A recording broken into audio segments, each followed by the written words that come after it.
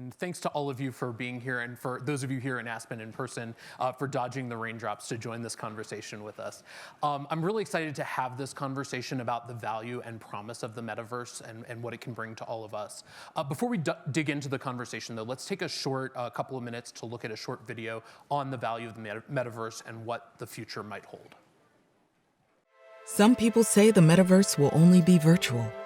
One day, this lecture hall will be made of code. And though they're virtual students, what they'll learn together is real. A surgeon will be able to practice as many times as needed in the metaverse before laying her hands on a real patient. These students aren't really back in 32 BCE, but they can still watch Mark Antony debate in ancient Rome. The metaverse may be virtual, but the impact will be real. All right, well, as you just saw in that video, the metaverse has real potential to bring value to people's lives and to transform really the way that we work, the way that we learn, and the way that we live. I've been at the company now, back when it was called Facebook, for about 10 years I joined, and throughout that time I've been working on technology that has the promise to bring people together and help people be connected. And I couldn't be more excited about the promise of the metaverse and the technology that we're going to be discussing today. The video that we just saw is really about the future. It's something that's potentially a decade away. But what I'm really excited about, and what I hope we will explore in this session today, is the fact that the metaverse that we're talking about, a lot of the core technologies, and you'll hear us talk about VR or virtual reality and augmented reality or AR, those technologies are really here today, and they're being used by organizations around the world to help improve things like education and workforce development. So I'm really excited to introduce our panelists. Alex Swartsel, who's Deputy Director for Acceleration at JFF Labs, and Anurupa Ganguly, who's the founder and CEO of Prisms, which is a VR learning platform. So before we dig into the conversation, I really wanted to spend a couple of minutes talking about what we mean by the metaverse. As I said, and as you may have heard, my company, Facebook, recently changed its name to Meta, reflecting the future of bringing people together through these immersive technologies that we're really excited about and that we've committed to building for over the coming years.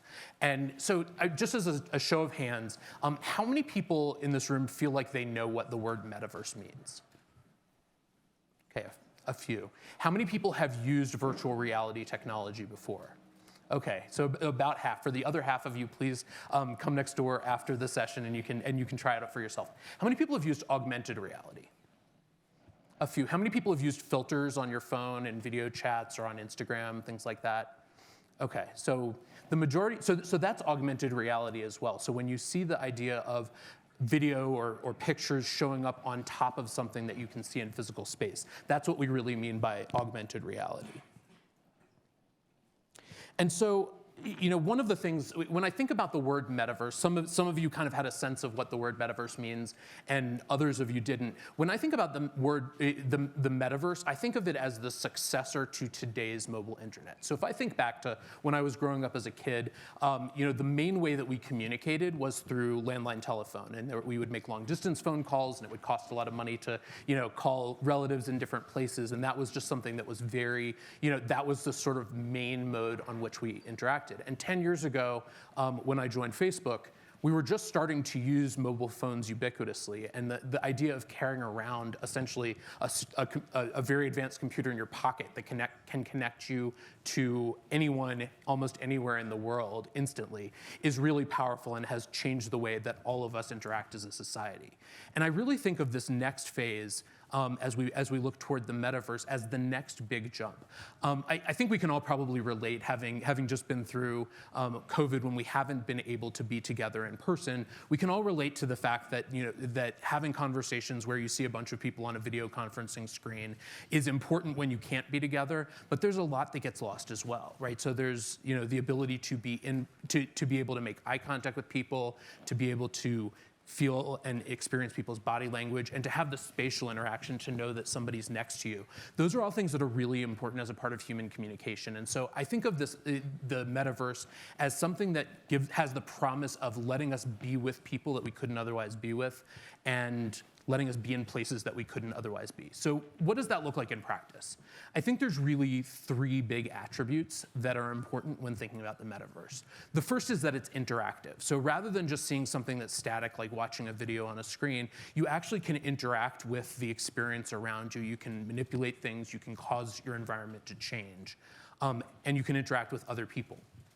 The second is that it's immersive. So rather than seeing text on a screen that you're reading through, you're actually able to look around and be with other people and see that whether it's through virtual reality where your entire environment is different, or through augmented reality where you're really seeing an experience that's overlaid on top of the world around you, having the ability to be immersed in something allows you to have that kind of connection that you couldn't otherwise have. And finally, the metaverse will be interoperable. Just like I drew the analogy between the metaverse and today's mobile internet. Just like you wouldn't have a Facebook metaverse or a Google metaverse or a a Facebook internet or a Google internet or a Microsoft internet, there's not going to be a concept of a metaverse, right? It's going to be the metaverse, and there are lots of companies that will be building for it. And that means we have to work together to think about how the technologies are going to come together, how you can go from one company's products or services to another pretty seamlessly. So across these areas, the thing that I think is really the defining quality of the metaverse is this idea of presence. As I said, of being together with people when you can't be with them physically, or being in places where you can't be physically. So the video that we looked at talked about the future of the metaverse, what we see kind of a decade into the future. And looking at those applications, some of them are really powerful, like the ability for medical students to learn how to do surgery before they even touch a human body, or the ability to make education much more immersive. I can think of, early in the pandemic, my kids were stuck at home, they were doing remote school, and a lot of the kinds of experiences that they would have been able to have in school, we were missing out on. And I remember using a National Geographic app on our MetaQuest 2 and really bringing them to Machu Picchu in Peru and letting them experience one of the wonders of the world in an immersive way that felt like they were there. And so that's a very early example of what we think that this could bring, but bringing these kinds of experiences to people when they couldn't otherwise have them is really a powerful piece of this.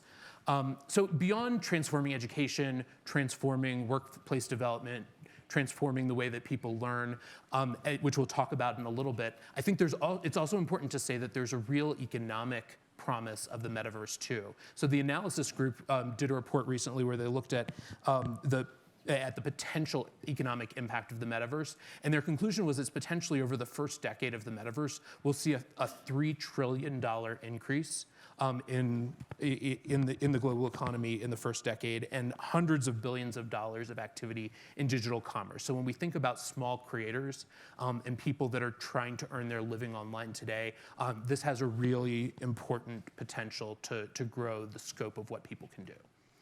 The other thing that I said is the metaverse isn't just about Meta, it would exist without Meta. And so what we realize is a lot of the challenges and a lot of the questions that we need to work through together as we build for this metaverse are things that we can't do alone, which is why a big part of what we've done over the past year has really been investing in partnerships with organizations like the ones that are represented here today, really recognizing that the technology that we build will be used by others to help create the kind of value that we're talking about in society. So specifically, we have a $150 million fund called the Meta Immersive Learning Fund, which works with leaders in education to help use virtual and augmented reality technology to bring opportunities to students around the world. And Anurupa and her organization have really been an important part of that. And we also have an XR Programs and Research Fund, which is an additional $50 million that we've granted to organizations around the world, including Alex's organization, to help with a variety of challenges around the world, including workforce development. So I'm really excited to bring them into this conversation because they're the ones that are actually really doing the work to bring this technology to people and improve their lives. So let me just quickly introduce a little bit more formally Alex and Anurupa, and then we'll dig into some questions. So Alex Swartsel is Deputy Director for Acceleration at JFF Labs, where she leads a team that's growing the market for workforce and education technologies that connect people to work, learning, and economic opportunity. Before she was at JFF Labs, Alex was a leader and a strategist at Teach for America's DC region and served as a senior advisor to Senators Elizabeth Warren and Sheldon Whitehouse. She holds a BA from Wellesley College and an MBA from Yale. And Anurupa Ganguly is founder and CEO of Prisms, which is a VR learning platform. Anurupa and her team are working to transform math education in the US by rapidly deploying spatial computing devices across K-12 districts, training teachers to integrate VR into their current instructional model. Anurupa began her career as a math and physics teacher, and she later served in leadership roles across the Boston Public Schools, New York City Department of Education, and Success Academies, and she holds degrees from MIT and Boston University. Thank you to both of you for joining us. Yeah. So let's dig into the conversation. Anurupa, maybe we can start with you. I mentioned earlier that a lot of the work that you're doing at Prisms is about bringing technology to students and helping them with STEM education. And as I mentioned, I come to this conversation from the perspective of technology and how it can help society, but you're first and foremost a teacher. So can you tell us a little bit about how you came to this space and what problem you and your coworkers at Prisms are trying to solve?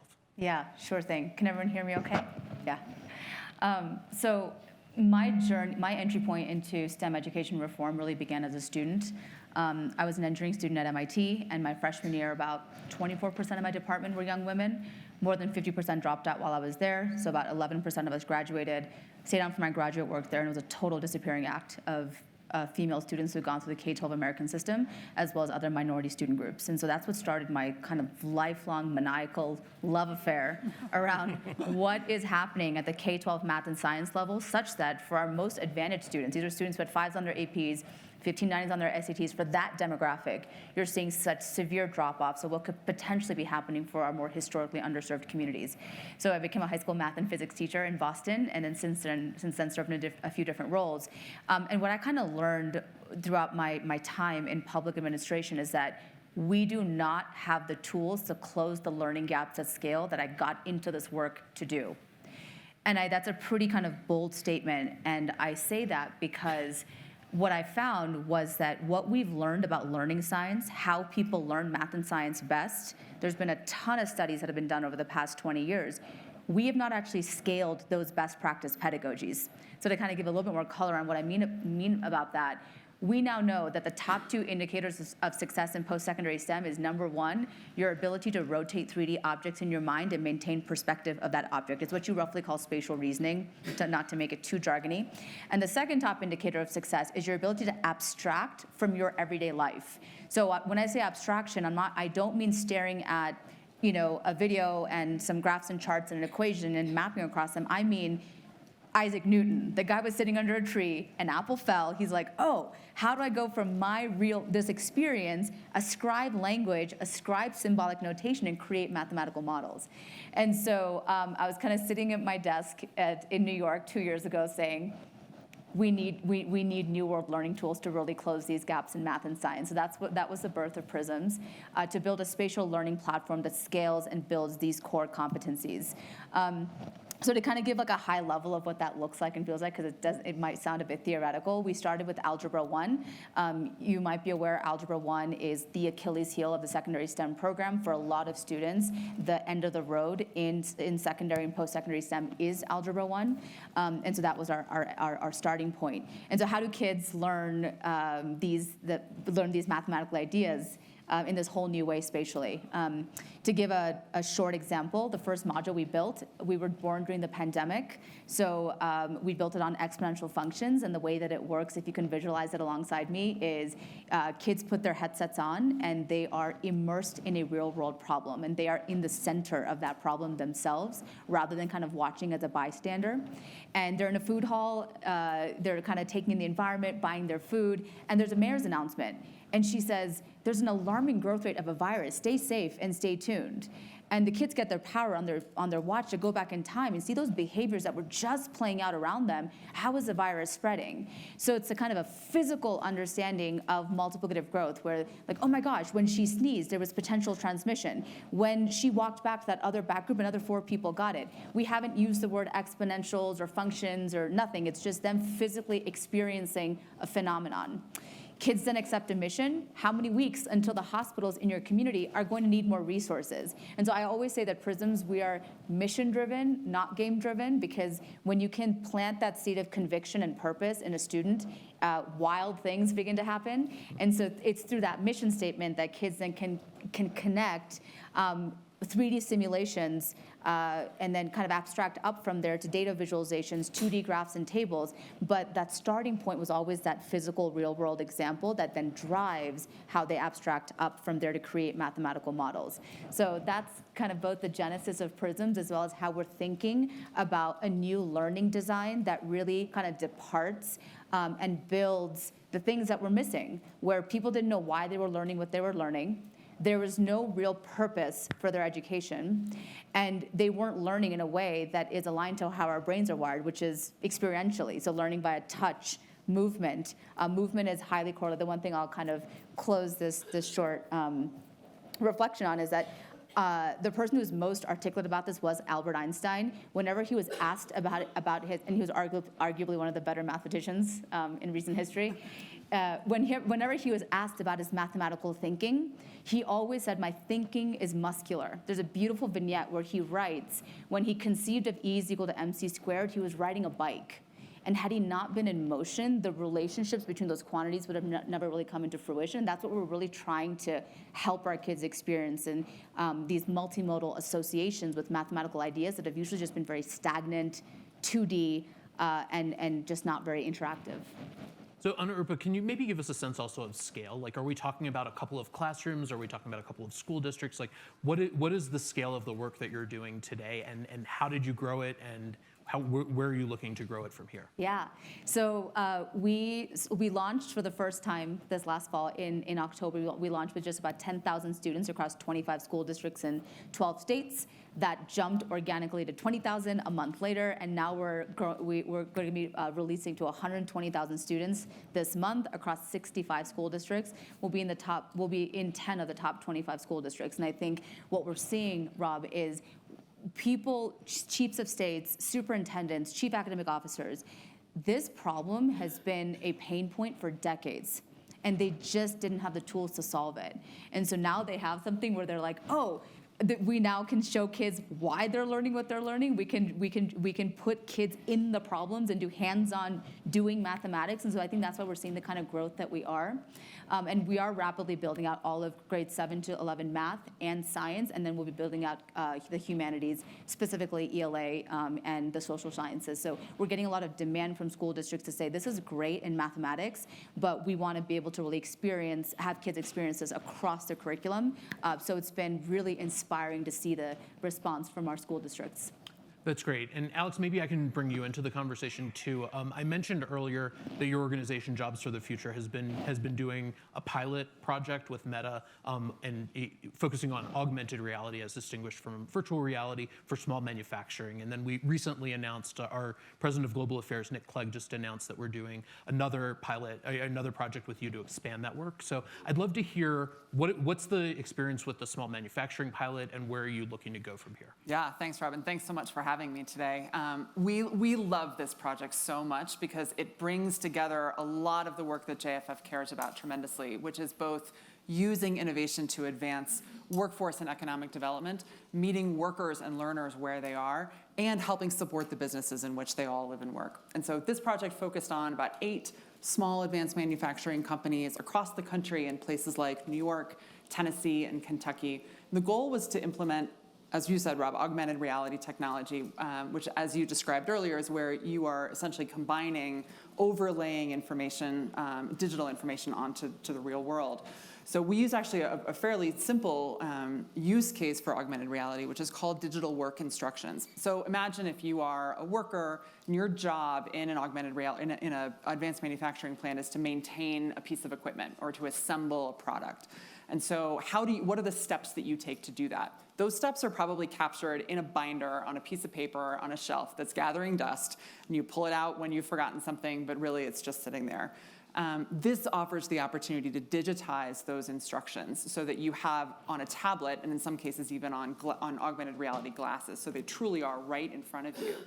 And as you're working through powering on, powering off, repairing a piece of equipment, or assembling a complex product, for instance, you are able to be taken through those instructions digitally. And so that can include a video to say, this is exactly how you connect this piece to another. This is exactly the switch that you flip.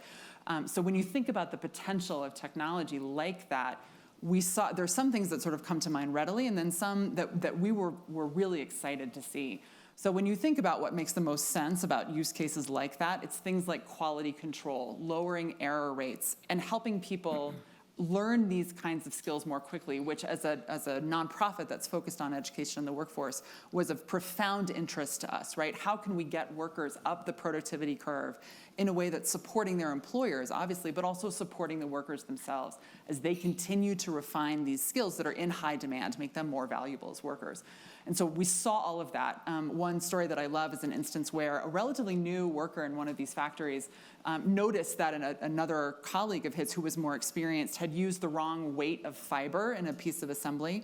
The heavier weight fiber was more expensive. And so this worker, using these digital instructions, was able to say, wait a minute, it needs to be the other one, and was able to swap it out, and that generated some cost savings for the company. So that's one tangible example.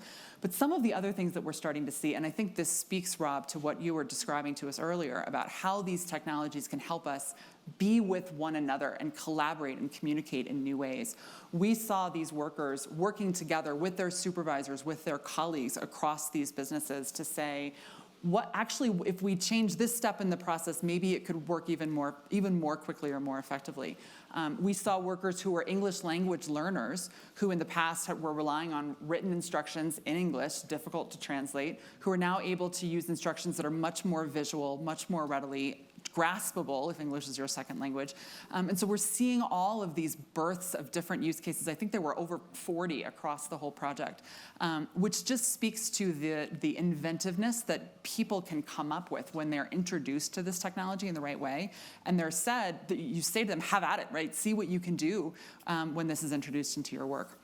So that's just a little bit about that early stage project. That's really fascinating and I think really exciting when you think about some of these challenges that we've had for a long time, whether it's education in secondary school context or helping people get the skills they need to do new jobs, particularly more skilled jobs. I think that's really powerful. I'm curious though what the experience has been with the people using this technology, because if you go to start a job or you go to secondary school, it's not necessarily the case that you're expecting to use this kind of technology. And it might be a little bit new or a little bit foreign for people. So what's been your experience with how people have experienced it, how people have used it, and what their reaction's been? Yeah, it's a great question. I know Anurupa will want to get into that question too. I think one of the things that was very striking to me was to hear workers tell their supervisors and the leaders of their businesses that they felt invested in and valued because their places of work had chosen to adopt this technology and to make it available to them. So this is really, when you are put in a headset or when you're given a tablet, it's a signal that you're being valued. You are given access to the latest and most exciting technology to enable you to do your work. And I think that's even more critical as younger generations come into the workplace who are digital natives, technological natives, are accustomed in many cases to using these technologies in their lives. When they are met with and welcomed with this kind of technology, all of us want to be valued at work. And this is a chance to say, your learning, your upskilling is important enough to us that we are going to give you the best, most leading edge technology that's going to get you there even more quickly and more efficiently. Anurupa, what's been your experience? Do you have similar reactions from folks you've worked with? Yeah, I think that I kind of think about it in three buckets. The first one would be, I hadn't thought about this, but I had one teacher in Ohio say, I stayed in the field of teaching this year because of Prisms.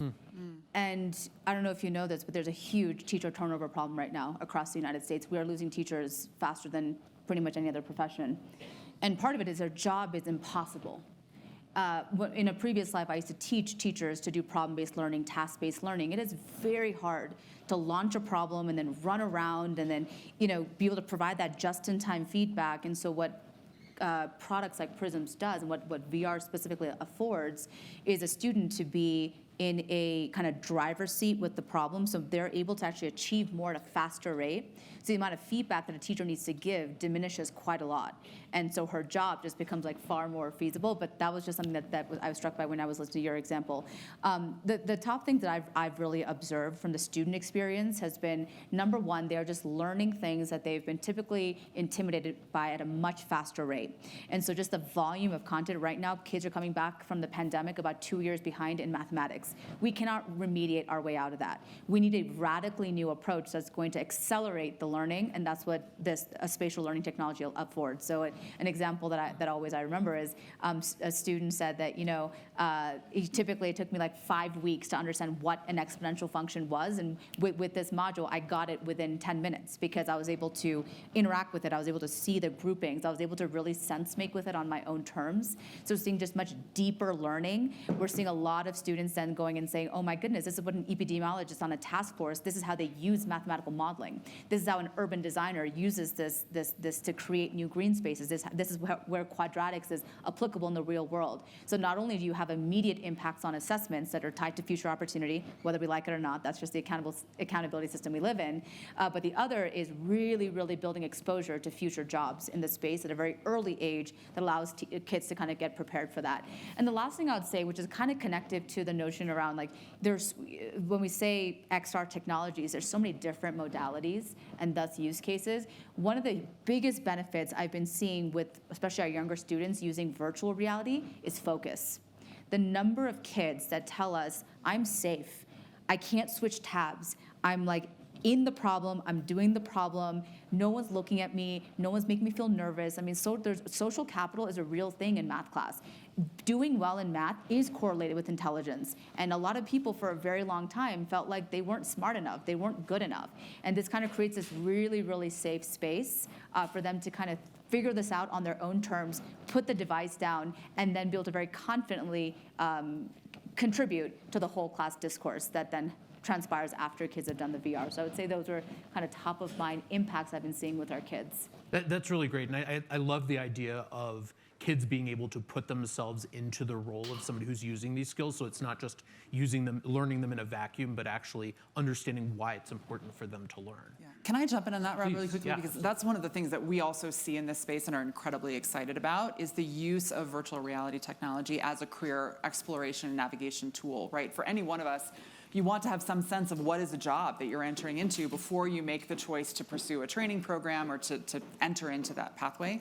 And we're starting to see, whether it's community colleges or workforce boards or others across the country, using these tools to put people in a scenario where they can actually experience a day in the life of an HVAC technician, for instance, or the day in the life of an auto repair technician, to understand what is it actually going to be like for me to have that job in a way that is deeply visceral, deeply meaningful, puts you in the center of the action, just as Anurupa was saying, which is a very different experience than job shadowing or sort of following along or experiencing that in some other ways. So I think that is an extraordinary, important part of the education to career continuum and something that I think we'll continue to see. That's great. And Alex, maybe I can stay with you. We've talked a lot about the benefits and the value of the work that we're doing, but I think one of the things that I hope to get out of this conversation too is what does the future need to look like, and what are the challenges that we need to solve to realize the benefit of this technology and the work that you all are doing. So I'd love to maybe start with you, Alex, but also Anurupa, what are the challenges that you're facing? Like, what are the pieces that are hard in deploying this technology or scaling? Yeah, that's a great question. I mean, I think one is just awareness, right? I mean, this room is very familiar with this technology. Not a lot of rooms are yet. And so just to be able to experience what the technology can do for yourself is tremendously powerful. I think what I've started to see is that people do kind of get it right away and start to see the potential the more they have the chance to interact with the technology. I think too, when in the work that we've been doing, bringing this technology into workplaces and into businesses, this is a digital transformation effort, right? And all of us, I think, in this room know that the work of digital transformation is not just about bringing in a new piece of technology. There is a significant degree of organizational change that happens, and the support that we can provide, that I know Anurupa and her team are providing to the educators that they work with, that my team provides to the small businesses that we work with, to say, this is what this technology can do. We are going to support you as you implement it. We're going to help answer questions for you. We're going to help you understand what is the data that you should be tracking to understand the return on investment for you, for your workers. What are the impacts on your workers that you need to deeply understand? It's always helpful to have help to think through questions like that. And so the more I think that we can support organizations that are navigating this new reality for themselves, the better. And I think, of course, the more that we can continue to invest in this space, whether it's through research or some of the other work that Meta and others are supporting, the more we can learn about different use cases, different applications, and the impact of all of those, the better we will have a sense of where we can best direct all of these efforts. Anurupa, what about you? I think, in my opinion, there are two reasons why, despite a plethora of technology in the classroom, learning outcomes have been stagnant. The first reason is that we repeatedly digitized learning methodologies that were ineffective, that only worked for about 10% of the population. So we took, if you look at on the whole kind of online videos and libraries, it's not bad, but that only worked for about 10% of kids in brick and mortar. And we kind of expected the digitization of that methodology to kind of work for everybody. And I think the second big Achilles heel was the fact that we threw these technologies in the classroom with very little regard to how do you train the armies of educators that are in the system right now and kind of consistently maintain that training over time. You can't give a teacher a one-off session on how to integrate VR and then peace out, right? You got to be there with them. You have to be in the moment coaching with them, supporting them, building their capacity. So the short answer to your question is, one, really kind of increase that consciousness around VR and AR is not here to digitize previous learning methods. We are here to digitize a pedagogy that was impossible to digitize until now, given the affordances of the medium. And once people really understand that new instructional model, what are kids doing? What are teachers doing? What happens when the devices get put down? How do you integrate it into the core curriculum? Which days of your unit of study are they used? The second part is the implementation and the training plan. And so we are right now kind of building that. We're training thousands and thousands of teachers across the US, and we're learning a lot about what it takes to invite teachers on to the boat, and most importantly, what are the follow-on supports that they need, because the Prisms team can't provide that. So we have to build local capacity. So a lot of turnkey training district leadership, training district math leaders, finding professional learning partners on the ground that are that serve that local community. You know, we're based in San Francisco and New York, and yet we're this year going to be serving about 22 states across the US. So it's just really kind of important to both educate, like, what is the new thing that we're trying to digitize with this particular technology, and then how do you make sure that we have a very robust training plan, because we're not trying to just get this to X number of kids. It is my strong belief that this is going to be the modality of learning in 5 years for every single public school in the US, and to get there, we need a real robust training plan for the adults. And I think this idea of capacity building is really important, and I think it ties, Alex, to the point you were making about research, right? It's not intuitive that as these new technologies are being used for workforce education or secondary education, that we know exactly how to use them and what's going to be most effective. And so I think, you know, the idea of research and learning and then teaching and scaling to educators and to businesses how to use this technology effectively is really important. There's one other thing that you both have alluded to that I think is a key tenet of how Meta is approaching the growth of this technology, and that I know for Prisms and JFF as well is a core piece, which is accessibility. I think a shared vision that we have is that this technology and the value that we're talking about is not just available to rich people in rich neighborhoods or rich countries, or to people who have access to expensive technology, but it should be accessible to lots of people, to everyone. I wonder if you can talk about how you're each thinking about the idea of accessibility, both from a technical perspective and also from an economic perspective. Yeah, it's an incredibly important point. And I think the way that I would come at it is making sure that the way, and I think you alluded to this in your earlier comments, Rob, about how the metaverse is being built, that it is being built by and for everybody, right? And so accessibility can be thought of from a lot of different perspectives, and one of them is inclusion, right? Is how are we thinking about the use of this technology in a way that is supportive of all people. And so that's part of why we are very excited as we continue to do this work together to be all over the country, right, in small businesses, in rural areas, in urban areas, and elsewhere, so that we can understand what are the differences in deployment as we transition from AR into VR, right, in our follow-on work. How can we think differently about what businesses, the supports and capacity that businesses need in these different places to make this meaningfully accessible? And I think, as an education and workforce organization, we think a great deal about people who are in jobs, not only the jobs that can be trained in VR, but the jobs to build the metaverse, right? These are people who are coding in XR, who are designing these jobs. And so continuing to do work to make sure that those career pathways are accessible to everybody will help make sure that all voices are at the table when the metaverse is being built. Anything to add there? Yeah, I struggle with that question because I'll tell you why. I think that for existing ed tech tools, I felt like there was so much work that needed to be done to make them accessible. But I always struggle with this question because VR inherently is accessible. Because now my kinesthetic learners are able to move and manipulate. So I have kids that I was doing a play test last week, and there was this one girl. She was dancing the whole way through. And I was like, should we tell her to stop dancing? And her teacher's like, or the teacher was like, no, that's how she makes sense of the world. So I think just the medium is just so amenable to students that need to visualize, students that need to see it, students that need to move. So we've found that we've had to put less design thinking into the accessibility argument. I think that where it's become of prime importance for us has been teacher training.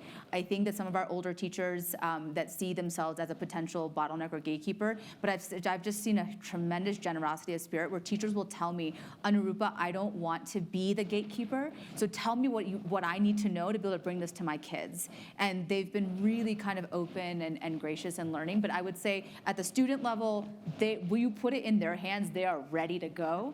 It's really making sure that the adults have the confidence and the basic know-how to be able to bring it to their classrooms. And similar to you, Alex, we're in small rural districts across Ohio, Oklahoma, Vermont, and we're in really large Title I districts like in New York City and LA, so on and so forth. So I think that really kind of making sure that the instructional model works for all types of communities, but really focusing on the adults because our kids are digital natives. They take this and go. And historically, the gatekeeper for innovation have not been the children, it's been the adults, not to no fault of their own. They just don't have the language and the know-how to really bring this to their children.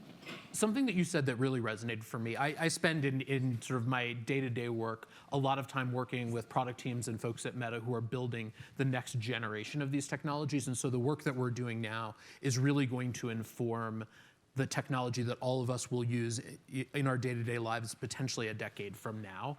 And so I see sort of this idea of accessibility and inclusiveness in both of the ways that you talked about. So one is, in a lot of ways, this technology has the potential to really be a flattener of access to opportunities and really meet people where they are. And so one of the things that we think a lot about is, as we're building technology, what are the different ways that different people are going to use this technology, because it has the potential to, to provide access, whether it's a kinesthetic learner versus somebody who learns visually, versus somebody who learns orally, those kinds of things, but also people who access the world differently. So people who are blind, or people who have mobility challenges, or these kinds of things. It has the potential to do that. But then at the same time, thinking about how to build the technology in a way that anticipates all of the needs that people are going to have. And I think thinking about that from an education perspective and from a technology perspective is going to be really critical in order to make sure that this future is successful. Can I add one more point on the topic of content? Right now, Prisms is across a lot of states that are grappling with some of the social and political questions in very, very different ways. And one of the things that I've had to really maintain, because we're ultimately a content studio, is to make sure that we develop content in such a way where we don't alienate anybody on the spectrum. So just to be very direct, our first module on the pandemic, we couldn't talk about, do you wear masks or do you not wear masks? Because what that was doing is it kind of creates a lot of subjectivity. That's not the purpose of in my opinion, in education. So we kind of really focus on questions and topics that wherever you are in the United States, you ought to be talking about this so that we can build a new generation of kids who know how to talk to each other. Because the rooms that I'm in, the adults have lost the ability to talk to each other. And one of the things that keeps coming back in our teacher surveys is, Anurupa, you all built this to give kids a visual math learning environment. What we're learning is that this has actually been the biggest impact we're seeing is discourse. Kids are now talking about things. They're talking about math in a way that they never talked about it before, which means we have to be very mindful about how we curate the content so that it allows a lot of different perspectives and it's not kind of shutting people down and saying that only folks that think about this problem in this way are welcome to this conversation. Can I build on that too, just quickly, because discourse is also in and of itself a professional skill, right? To be able to communicate effectively with one another is incredibly important. And some of the use cases that we've seen and that some of our partners are building are use cases to do exactly that and to train people in exactly those kinds of skills. So whether it is practicing having a conversation around implicit bias in the workplace, or even practicing giving difficult feedback, these are skills that we hear over and over and over again from business leaders that are vitally, vitally important in the workplace in almost any role, but can be extremely difficult to train. My guess is that for any of us that's taken part in training like that, it was an in-person role play conversation with your colleague from the cubicle next door, and you were trying to simulate what something like that would actually feel like. And it was probably awkward. In virtual reality, and I've seen this happen, it's extraordinary, you can practice having these kinds of dialogues with a digital avatar. You can test out different examples. We've seen young people in some of the projects that we've worked on almost gamify it, right? Try out every different possible option to see what happens and what the impact is, and then talk about it with one another to say, what did you try and how did that work for you? It is essentially riskless practice for some of the most challenging human interactions and even sort of human machine or human technology interactions that we have, and think about what is possible when you have the chance to try 1,000,000 times, 100, maybe 1,000,000 is a lot, but 100 times a conversation that you might have once or twice in your working life, but that will be extremely high stakes when you have it. If, like an aircraft pilot, you can practice the really, really difficult scenarios, just like in a flight simulator, but you can do that for virtually any workplace and professional skill, we start to really profoundly transform what is possible for people as they develop their skills and what's possible for the workplace. And can I ask you, just on this, on the topic of accessibility, one other thing that I know you guys have been thinking about a lot at JFF is technology. And so we've talked a lot about virtual reality headsets and augmented reality devices, but not everybody has access to those things, particularly in smaller businesses, and as the technology continues to scale. So can you talk about how you've thought about using, and I also made this point in the introduction, talking about how the metaverse is going to be a space where people in virtual reality will be able to interact with people using other kinds of technology, whether that's an iPad like the one that I have here, or a computer, or some other device. So can you talk a little bit about how you've approached that with the businesses that you've worked with at JFF? Yeah, definitely. I mean, in the early pilot, which was an augmented reality implementation, all of it was over tablets. And so and even that was a tremendous step up for many workers in these factories who, again, were working with the binder that was gathering dust on the shelf. Obviously, we see glasses that can be augmented reality glasses. That's another use case. And in some cases, especially I think in the early days of the pandemic, we are starting to see these kinds of virtual interactions happening in 2D. And so it looks, if you ever do this, it looks like you're interacting with someone on a Zoom call, but the person is an avatar. And so you can practice having these conversations or practice being in this world.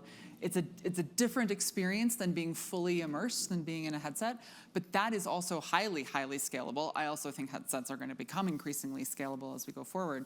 But that's a chance to at least experiment with what some of this technology can do so that you can start to get your arms around it and then start to understand where is it going to be, might it be helpful to do something in 2D versus where do you really need the 3D experience that starts to tap into, as Anurupa was talking about, the physicality of learning, spatial awareness, and some of these other elements that you can still get some of in 2D, but it's just a different experience. So we have just a couple of minutes left, and we've spent a lot of time talking about the current iterations of what this technology looks like and how it's helping people today, which I think is really powerful. But if we fast forward, 5, 10 years into the future, a lot of the folks in the audience here will be in their organizations in places similar to where you guys are now, right? They'll be thinking about how to adopt this technology, how to make sure that they're providing access to people that they serve. And I'd love to know, what are the things, if you look 5 to 10 years into the future, what does the world need to look like in order to make that possible? And what are the things that could constrain it? So thinking about where you expect to be, both from a technical perspective and an economic perspective, but also from a policy perspective, what should we be advocating for or advocating against? Yeah, it's a really good question. I mean, I do think greater availability, making sure, to your point about accessibility, that this technology is everywhere. I can very easily see a world where the traditional college career center, which when I was in college, it was great that there was a computer bank there if you needed to write a resume or write a cover letter. I think the college career center of the future will have headsets and have other ways to experience careers, connect with employers potentially through virtual and augmented reality. So I think you'll see some of that. I think we work a lot with the traditional workforce systems, American Job Centers and others. I could see the same thing happening there. And I think as we are looking at the policy considerations of all this, just keeping in mind where we can create the greatest opportunity for additional use cases to be explored, I think also speaks to that question of development and accessibility. When this technology was starting, I think, especially when you're thinking about it in the context of job training, some of the early use cases that we heard about were surgeons, right? The example that we saw in the video.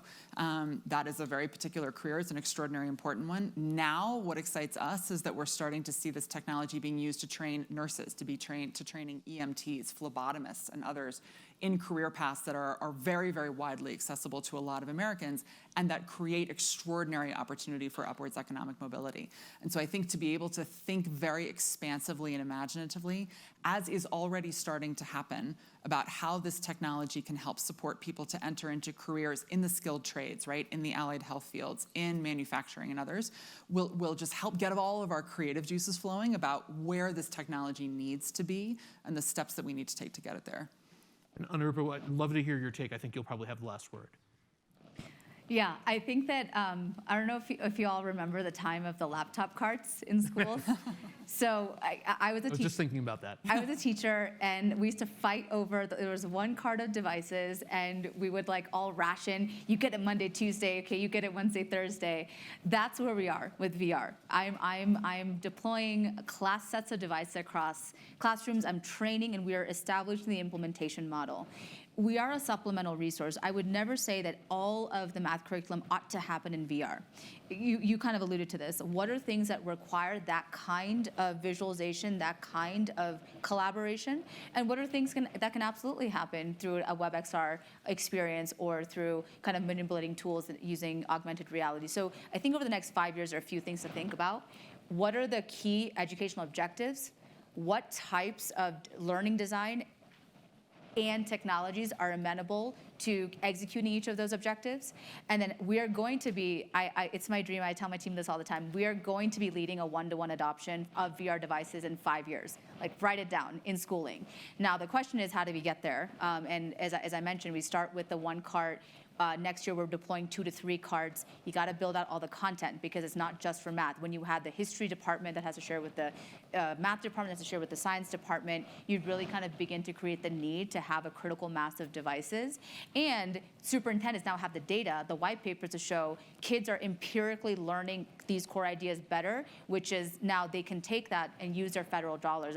You might not know this. You cannot use your federal money, Title I through 4 money, unless you have efficacy research that backs up those budget decisions. So I'm really optimistic. I might be the wrong person to ask, but I think that VR is going to be the future of how people learn, at least core math and science, and really learning how it augments and supplements core curriculum, I think is going to be the magic, where it goes and how, and continue to build teacher capacity to do so.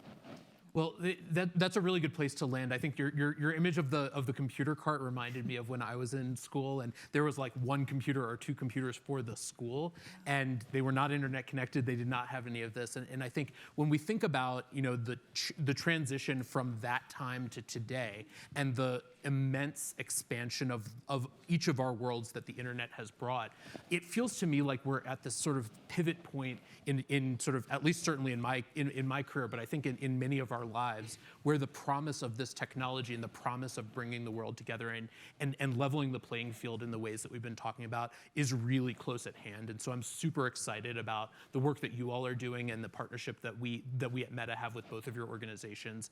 I think this is the beginning of a much longer collaboration and conversation, certainly with our organizations, but with all of us. So we'll stop there because I think we're out of time, but this is certainly not the end of the conversation. So would welcome folks who either have questions and want to talk more, or if you'd like to get some experience with the kind of technology that Prisms is building, please join us in the demo space just to my right, to your left inside that building, and we're happy to talk more. Thanks so much for everybody, to everybody for joining us.